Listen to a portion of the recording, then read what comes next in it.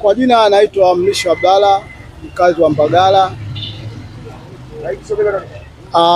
Kwanza natoa shukrani kwa uongozi wa awamu ya 6 wa Mama Samia Suluhu Hassan kwa muendelezo wa majukumu ambayo wanayoyafanya hivi sasa. Tunampa shukrani hiyo yeye na viongozi wake na baadhi yake mawaziri. Tunatoa shukrani kwa utendaji wao wa kazi. Lakini kero kubwa ambayo inanigusa mimi Mtanzania wa hali ya chini ni sehemu mbili. Sehemu ya kwanza upande wa afya na ingine upande wa elimu. Hapo kidogo kwa tunaomba serikali yetu sikivu itusaidie, kwa sababu upande wa afya kidogo sisi wananchi wa hali ya chini unatupa tabu sana. Unaweza kuwa una mgonjwa kwa hospitalini anaumwa, lakini kwenda kule kupata tiba mpaka unapata dawa inakuwa shida. Unaongea ndugu zako na wachache. Kwa hiyo tuko tunaomba serikali itusikilize kwa makini sana sisi wananchi wa hali ya chini, kutokana na hali ya maisha imekuwa ngumu sasa hivi. Kwa hiyo tuko tunaomba hilo watufikirie, watusaidie kutufanyia wepesi upande wa hospitali. La pili, upande wa elimu. Elimu nayo sasa hivi imekuwa shida. Michango shuleni kila siku, kuanzia la kwanza mpaka mwanafunzi anafika darasa la 7. Kila siku michango haishi mashuleni huko. Kwa hiyo tunaomba serikali kama inatusikia, waziri wa elimu ndugu yetu alisikie hilo, alifanyie kazi, ikiwezekana apite mashuleni angalie, kwa sababu huko mashuleni kwenye nao kuna matatizo. Mpaka sasa shule zingine wanafunzi wanakaa chini, madawati hawana. Sasa hili pia nalo kidogo kiliangalia serikali yetu, inabidi waliangalie, walifanyie kazi. Kwa hiyo mzee, kutokana na mazingira ambayo unaona serikali inavyoenda sasa hivi, kitu gani ambacho kinakupa changamoto kubwa sana? Changamoto kubwa hasa katika uchumi. Uchumi umeshuka sana kwa wananchi wa hali ya chini. Unamshauri nini rais wetu? Ninachoshauri mimi kwamba ajira ziongezeke, alafu zisitoke ajira kwa upendeleo. Maana ajira zinatoka sasa hivi zinatoka kwa watu fulani, yani wale walengwa ambao waliokusudiwa wapate ajira. Kwa hiyo wanapata wale ambao waliokusudiwa ni wale wetu, lakini wale ambao wananchi wa hali ya chini zinakuwa zaje nafasi zikitoka na kwa wazipate. Asante. Brother, mambo vipi? Sasa inakuaje hizo? Shwari, mambo anasemaje? Amani kabisa. Samahani, nataka nikukuuliza kidogo, changamoto gani ambayo inakutatiza sana katika nchi yetu ya Tanzania? Changamoto ambazo zipo Tanzania hii. Kikubwa kwanza usafiri. Kwanza usafiri. Sasa hivi hapa. Hujapanda gari. Changamoto sana. Na unataka kuelekea kazini. Kuelekea kazini au kutoka kazini kwenda nyumbani. Changamoto sana. Yaani bado hatujapata ile uhuru wa kujinafasi katika usafiri yani. Hizi bodaboda zetu ndio usiseme yani. Kwa sababu mshauri wa Magufuli alikuwa ni mama. Angekuwa anaweza. Zingekuwa zimeshaisha sasa hivi. Sababu barabara kama Mbagala. Mwendo kasi imeshaisha. Kipande gani ambacho kimebaki hapo ni kidogo, lakini mpaka sasa hivi bado kinayumba. Akiendi kwa wakati yani, kama sasa hivi mpaka sasa hivi miaka mingapi ishapita. Na wale walikuwa wameahidiwa miaka mingapi ile ya Magufuli. Ishapita tayari. Hapa inaonekana kwamba tujitahidi kumuhimiza mama apambane kwa ajili ya kuwafuatilia kupata usafiri. Ili tuweze kujinafasi kwa Tanzania. Tujue kwamba na sisi tupo tunajaliwa. Sawa. Hata kama tuletewe chakula, hatuvishwi, ila tujiangalie kwamba sasa hivi tunapata usafiri. Hata nikienda kazini najua muda wote mimi nafika nyumbani. Usafiri ni kama kawaida. Barabara za kati zikizibwa, foreni usiseme. Zikifunguliwa, ajali usiseme. Sasa bodaboda wanaosababisha ajali, wanasababisha foreni ikawa magari hayapitiki. Na huu ukamataji wa pikipiki unaofanyika Kariakoo kiholela. Maana nasema kiholela kwa sababu mtu yupo kwenye mwendo anakamatwa. Wewe unaona hii inapendezewa kufanya jambo kama hilo? Haipendezewi. Kwanza ni hatari. Kwa sababu unaweza ukasababisha ajali. Ni hatari. Ni hatari. Ajali. Changamoto shakuwa nyimbo. Ila mimi nina changamoto zangu. Kwa sehemu ninayofanyia kazi. Wewe naye? Changamoto zangu ni kuhusu Vingunguti. Vingunguti. Vingunguti sisi tuko sehemu moja ya machinjioni. Sehemu ile sisi tuko kwenye yadi. Inaitwa Salmas. Salmas. Yes, Almasi nje ya barabara ya Railway wanaanika mangozi. Zile ngozi tumefanya kila juhudi, lakini kuna wakubwa tumeenda mpaka polisi, lakini hatukupata suluhisho lolote. Mpaka bwana afya alifika, hatupata suluhisho lolote.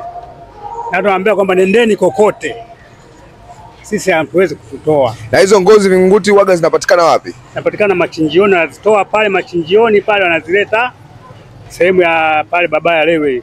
Barabara ya Railway. Ya treni ile. Ya treni. Kwa hiyo pale kama saa hizi hapa huwezi kukaa. Wakishaanza kuzianika. Kwa hiyo tumepiga kelele mpaka sasa hivi, dakika ya mwisho akaja diwani. Akaja akasema kwamba bwana, mimi nitalifanyia kazi mpaka Jumatatu nitapata jibu. Diwani wa kata ya Vingunguti. Kata ya Vingunguti. Anaitwa nani diwani? Yule kwa jina kidogo nimemsahau. Sawa.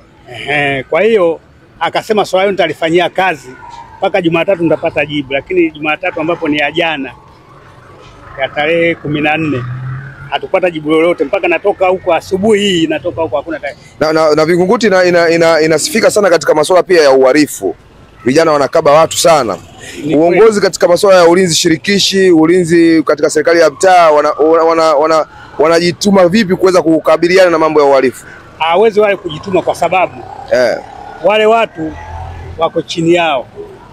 Kwanza hapo naposema huyo mwenyekiti wa serikali za mtaa ni mlinzi wa pale, analinda yale maeneo ya nani wanaonikia mangozi hapa.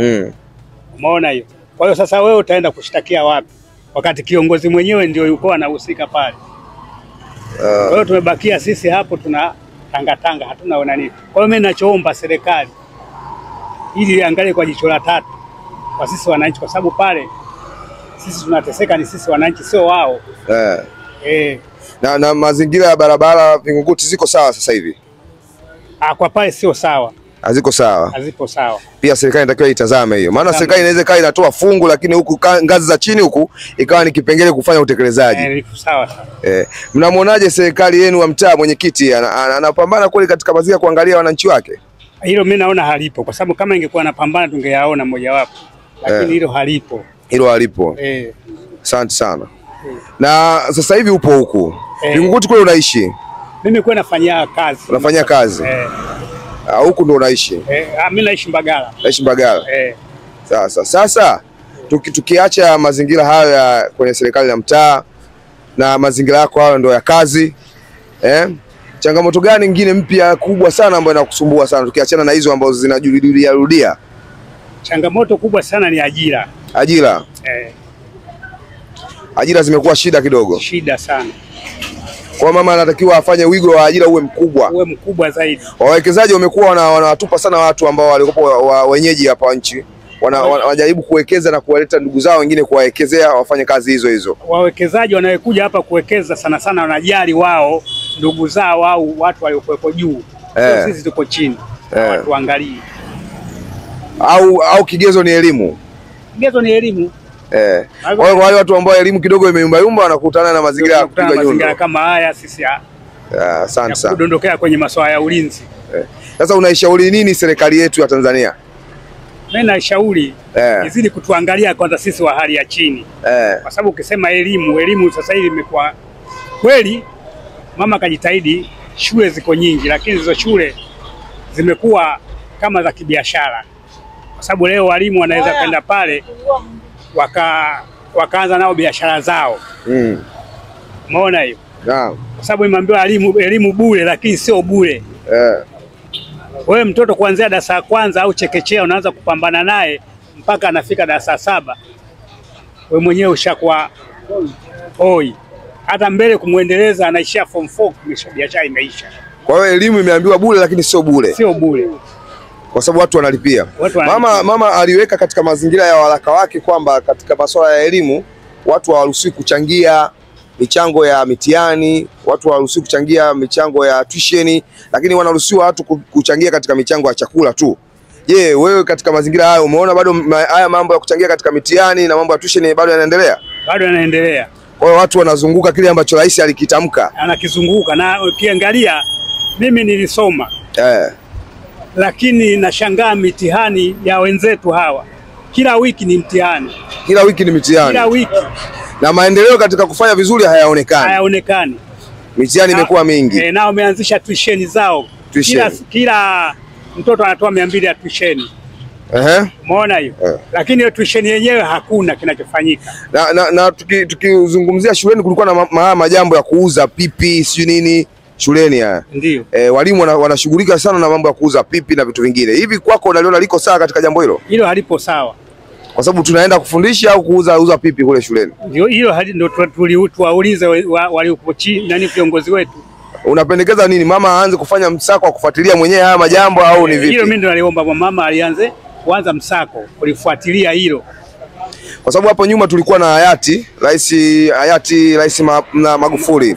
Magufuli alikuwa ni mtu anafuatilia, wanasema chocho hadi chocho, kona kwa kona. Ndio. Ili kama lilikuwa linasaidia kuijenga nchi yetu katika maendeleo kwa haraka sana. Wewe unalionaje hilo swala? Mimi niliona kwa ilikuwa linafaa sana kuliko kwa sasa. Ilikuwa linafaa sana.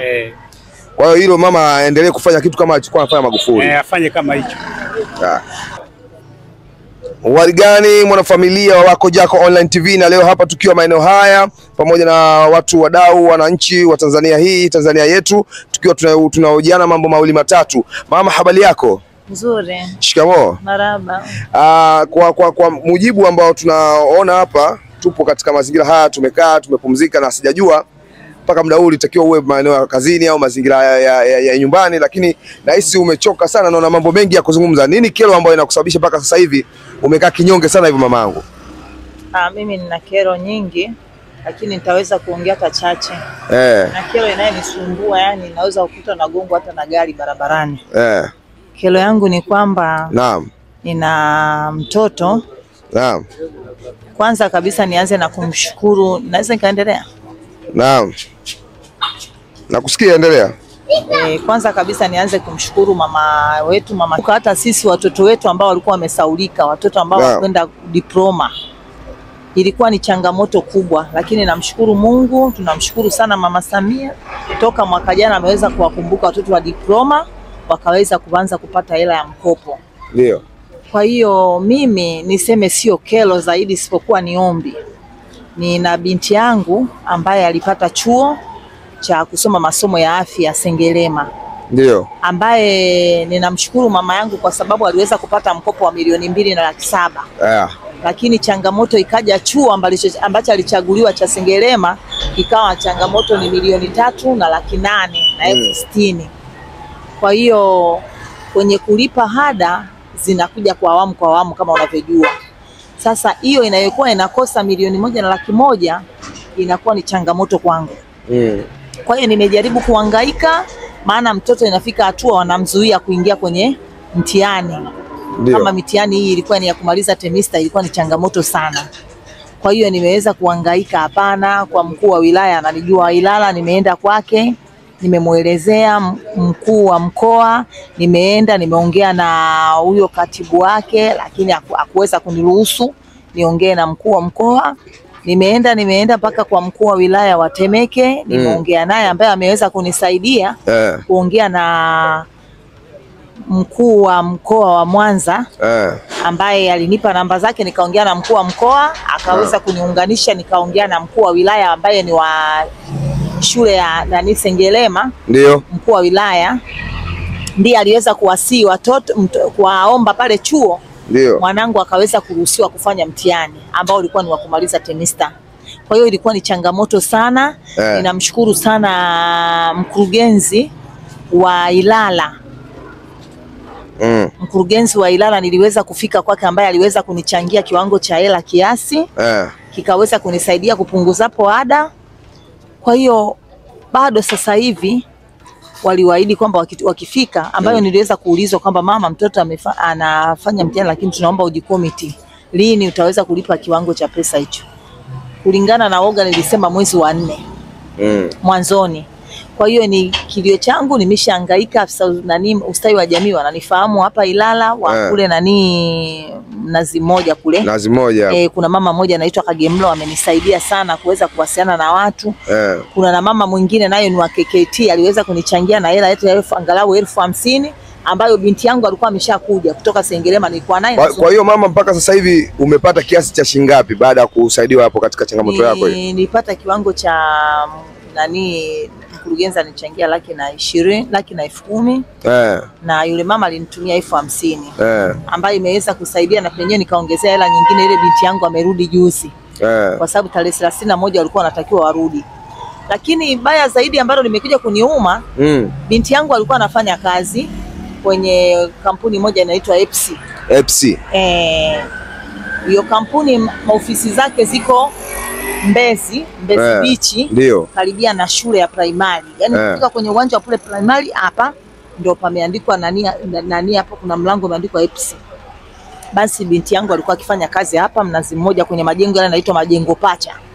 Kuna dada mmoja alikuwa ni mrefu, yuko mapokezi pale anaitwa Raifu, hakuna sehemu fahamu. Yule binti yangu amefanya kazi bila mkataba kwa muda mrefu, baadaye wale EPSI wakaweza kuwapa mkataba. Ndio. Huo mkataba ameufanya kabla ya kumaliza mkataba, tukawa tumeshafanikiwa kwamba chuo amepata. Tukasubiri habari za mkopo ambao amepata hatua ya mwisho. Tukawa tulivyofuata mkopo tukaenda kumfuata mwajiri wake kule. Mwajiri wake anaitwa Neema ambaye anafanya kampuni ya baba yake. Niliweza kuongea naye Neema na nikamwambia mwanangu tumepata bahati, ameweza kupata chuo hivi na hivi, tukamuelezea. Yule dada akasema sawa, aandike barua. Binti yangu ambaye aliweza kuandika barua ya kwamba aliweza kumwambia Life umebakiza mwezi mmoja kumaliza mkataba, naomba huo mwezi mmoja unanilipa. Ikabidi yule dada akasema kwamba hela za likizo, ina maana mkataba likizo iko ndani ya mkataba, japo wao wana tabia ya kuwanyang'anya mikataba. Wataki mtu akae na mkataba, mfanya kazi hataki mtu akae na mkataba. Unasaini mkataba wanakaa nao wao, hiyo akae na mkataba. Mfanyakazi hataki kukaa na mkataba, apewe mkataba.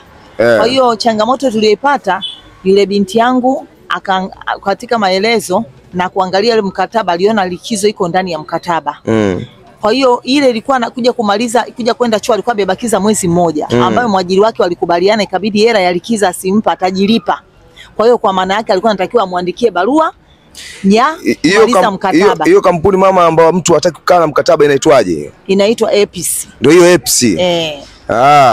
Sasa hiyo hamjafuatilia popote mjue, kwa sababu hiyo ni kinyume na sheria, kwa sababu mkataba anatakiwa akae nao mwajiri na mwajiriwa. Hapa napokuambia tumeshafuatilia, ambako tuliweza kufuatilia kipindi kile binti yangu hajaondoka kushughulikia mafao yake, akatuzungusha, lakini mbaya zaidi binti yangu alipeleka hiyo barua ya kwamba ya kumaliza mkataba ambayo kweli ni yake, alikuwa mwezi huo mmoja ulikuwa umebaki, yule mwajiri alijilipa. Lakini yule mwajiri alichana ile karatasi na kumwambia hapana, andika hivi ninavyokuambia, hapana shida, andika kwamba mimi nimekubali. Maana alichana karatasi ya mkataba, barua ya kuomba likizo au yule binti kama nilivyokueleza alikuwa anatakiwa aende chuo, ya kurudi chuo, ya kwenda chuo ndo anaenda kwanza, ndo anaenda kwanza.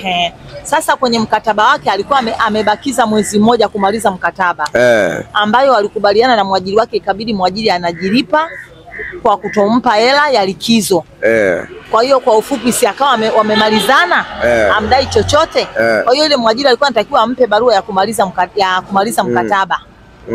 Lakini hakuweza kufanya hivyo, na binti aliweza kumwandikia kwamba barua ya kumaliza mkataba na kuelekea chuo. Lakini yule dada alisema hapana, nataka usomee hapa. Sitaki. Huyo akamwambia sina jinsi, mimi nimechaguliwa kule. Kwa hiyo akafanya kama bifu. Aliporudi binti yangu akamkomiti andika. Kipindi anaposema anataka asomee hapa, manake hela za ada nini anachangia yeye? Achangii. Isipokuwa anataka hawa anasoma anakuja pale kwenye kazi. Lakini mimi ambacho mimi niliweza kumueleza, nikamwambia huyu masomo ya afya hayahusikani kabisa na uweza kufanya kazi zako za reception hizo na nini. Na mtoto amechaguliwa kule. Si unajua mambo ya mtu akichaguliwa kitu sehemu anatakiwa aende huko. Basi kwa ufupi yule alimlazimisha kwa kumsimamia, andika barua ya kwamba umeacha kazi mwenyewe, sisi hatujakufukuza, hakuna shida yoyote nini na nini, anamlagai kumbe akiwa anajua kwamba asimlipe. Kwa hiyo tumekuja, binti yangu amekuja kwenye swala hilo, alivyokuja anatukabidhi ile barua ya kwamba kaacha kazi mwenyewe. Tumejaribu, binti yangu akamwambia mbona unanipa barua ile ulichana, lakini hii kwa nini uniandikie barua hiyo na wakati unajua mkataba umeisha? Kwa hiyo kwa ufupi tumezunguka UNICEF ya hapa, wanatufahamu, ndo ametuagizia kule Makongo. Hata ile kadi yake alikuwa amemnyima, akasema sijawahi nishaikupa mimi sijui. Hapa walitraka Ilala hapa. Wakawa wametutolea nyingine wakatusaidia wakamuona kwamba yeye mwajiri ndiye alichukua. Kwa hiyo ile kadi hao wakatusaidia tukaipata wa Ilala tukaweza kuendelea na kwenda Makongo. Ambako kadi ile ambako UNICEF yake ilikuwa ipo. Pale Makongo wameweza kumuita mwajiri wake, wameongea naye wakasema kitendo tunachokifanya sio cha haki kwa sababu wameshajua ile kampuni imeshtakiwa na watu wengi sana kwa kunyima watu haki zao. Sawa. Wakamsii sana kwamba huyu mtoto ni mwanafunzi, unamdai? Hapana. Sasa kwa nini umpe barua hivi? Sina jinsi kwa sababu nishaweka kwenye kompyuta, sina jinsi. Sasa wakamwambia labda kuanza kamati, kukaa kamati ni mambo marefu. Kwa ufupi ikabidi tukarudi tena tukaonana na meneja. Meneja ndiye akaweza kutuambia kwamba kuna ratiba fulani za mtu akitaka kusoma anaweza kuandika barua. Hilo swala limeshapita ni bungeni, lakini bado ile masharti kanuni zake ndo bado.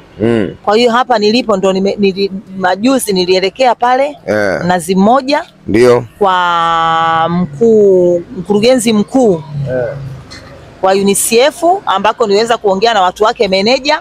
Wakaniambia niandike barua na nini. Basi zile vitu vyake viweze kuwakilisha. Kwa hiyo nilikuwa naomba Mama Samia alipo aliangalia hivi kwa umakini, alafu kwenye zile hela ambazo zimeshafika 800,000 kuna miezi 2 hajamwekea hela, ambacho tumeshangaa. Mama Samia yule mwajiri. Huyo mwajiri. Kwa hiyo ninaomba uongozi Mama Samia waweze kunisaidia mtoto wangu apate haki, na vile vile kama kuna uwezekano wa bodi ya mikopo ikaweza kunifikiria labda wamuongezee, au kama kuna mtu ambaye anaweza akasaidia ikaweza binti yangu akaweza kupata karo ikaweza kukamilika, maana itakuwa inapungua kila mwaka 1,100,000 kwa kila mwaka. Kwa hiyo mimi ndo kero yangu hiyo. Niombi. Ndio. Mama Samia akupambanie katika hilo jambo. Mwanangu aweze kusoma. Basi nashukuru sana mama, na imani kwa upendo na huruma aliyokuwa nao mama, jambo lako litakwenda kuwa sawa sawa. Ndio.